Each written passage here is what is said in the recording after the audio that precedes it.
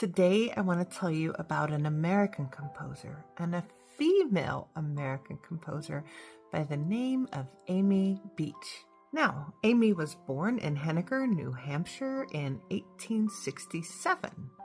She's one of the most remarkable pioneering composers, American composers of the late 19th, early 20th century. She died in 1944, and she was actually the first successful American female composer. Now, Amy showed an exceptional aptitude for music. By the time she was 1 year old, according to her parents, she could sing 40 tunes accurately. By the time she was 4, she started composing simple little pieces. Her parents were like, oh my goodness, this girl is great, let's help her out. And so they moved to Boston where there was more education. Now, she was a girl, and so she couldn't go study where the boys could study. So her parents would get her private tutors, and so she learned privately at home. She was very successful, and by the time she was 16, she made her debut as a concert pianist. And that was great. And it looked like she had a great career ahead of her. However, when she was 18, as probably was very normal at the time, she got married, and she married a doctor. And this doctor was quite a bit older than her, 24 years to be exact. And following the social norms of the time, her husband's like, no, I don't want you going out and performing. I don't want you going out and teaching piano.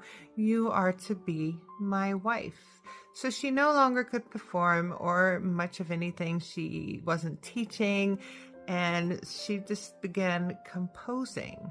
She also couldn't take lessons or classes because he didn't like that. So she would get her hands on scores, and she would analyze them and break them down and study scores and teach herself what it looks like and how to compose. She would get her hands on any textbooks she could on music, and she would learn through that. She actually got textbooks in different languages, and she would study them in different languages. This girl was brilliant and definitely wanted to do music.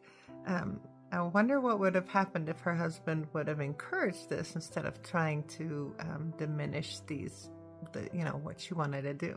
Now, despite all of these limitations, she achieved something